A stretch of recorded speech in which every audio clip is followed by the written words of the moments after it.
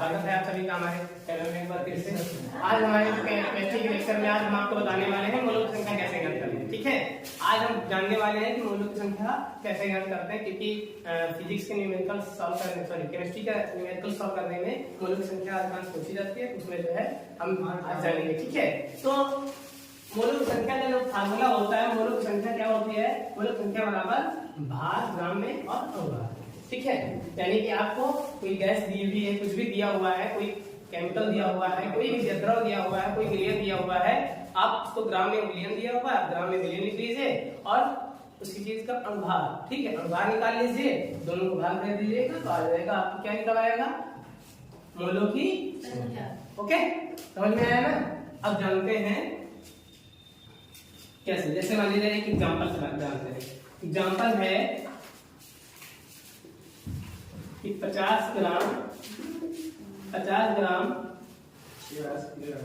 CO2 gas में मोलों की संख्या क्या है, मोलों की संख्या।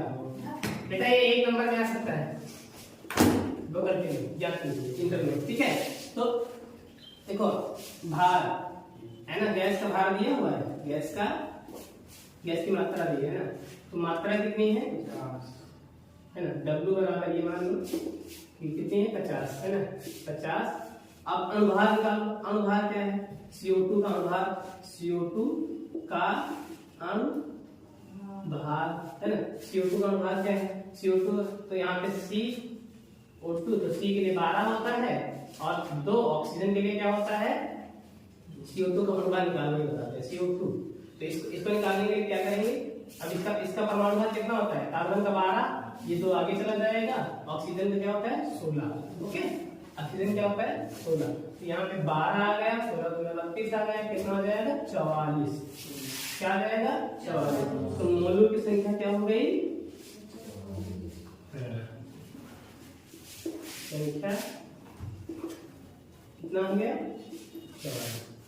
ओके, कितना आ गया 44, मोलों की संख्या क्या हो गई 44। अगर इसे हम जानना चाहते हैं कि अणुओं की संख्या क्या है, ठीक है, यानी 50 ग्राम में अभी मोलों की संख्या में पता चलेगी मोल। ठीक है, अब अगर हमको अणुओं की संख्या पता करनी है, ठीक है, परमाणु की संख्या अगर इसको पता करना है, ठीक है, तो याद रखिएगा किसी भी चीज को मोलों की संख्या अगर पता है और उसको ज्ञात करना है, क्या ज्ञात करना है, 0.023 और 10 की पावर 0.22 10 की पावर 23 से गुणा कर देते हैं इसको, इसके लिए आप गुणा कर दो, इसको कहते हैं अवोगाद्रो संख्या। ठीक है, क्या कहते हैं, अवोगाद्रो संख्या,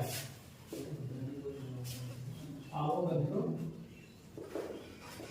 संख्या। इसको अगर इससे गुणा कर देंगे तो क्या अणुओं की संख्या निकल आएगी, क्या निकल आएगी, अणुओं की संख्या, यानी कि 50 ग्राम CO2 में कितने अणु होंगे। ओके, समझ में आया, इसको नोट कर नोट डाउन हमारे कुछ।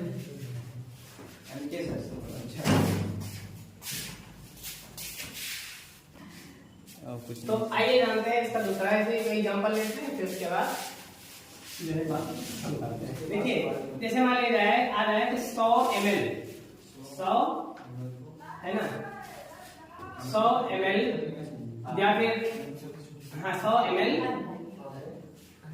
या 100 ग्राम आप मान लो, 100 ग्राम कैल्शियम कार्बोनेट में मोलों की संख्या करते हैं, मोलों की संख्या। ठीक है, ओके, तो इसमें क्या है, भार क्या दिया हुआ है, भार क्या है 100 और अनुभार इसका निकालो तो क्या होगा, अनुभार।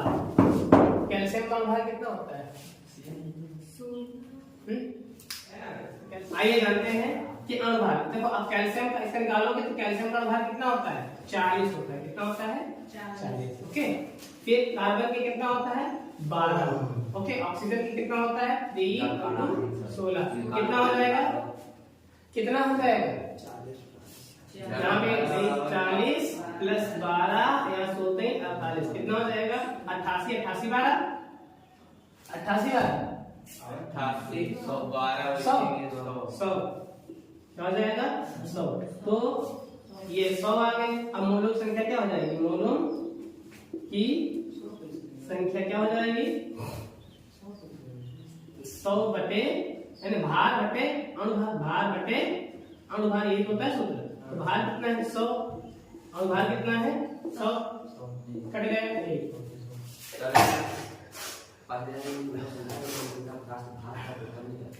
अणुभार क्या हो जाएगा गौर से देखिए, एक आ जाएगा तो मोलों की संख्या क्या हो जाएगी, मोलों की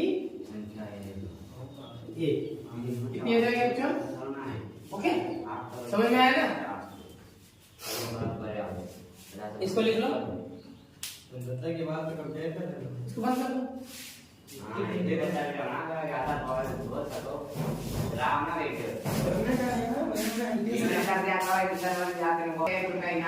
तो आइए जानते हैं, ठीक है। आपको मैंने मोलर संख्या निकालना बता दी, आप घर पे जो है आप इसको जो है प्रैक्टिस कीजिएगा, ठीक है, जरूर से जरूर प्रैक्टिस कीजिएगा, क्योंकि केमिस्ट्री के बाकी जो है हेनरी के नियम का हमारी डिस्कशन होने वाली है, वो हेनरी के नियम से संबंधित निवेदन से होने वाली है, उस पर इसकी जरूरत पड़ेगी, ठीक है। आप इसको जरूर से जरूर अच्छे तरीके से इनको कर लीजिएगा। अगर कोई डाउट हो तो कमेंट सेक्शन में जरूर बताइएगा, उस पर इसके डाउट ताकि मैं क्लियर करूँ।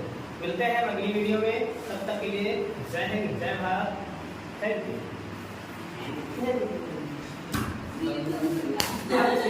नहीं कैसा कर बंदा कहीं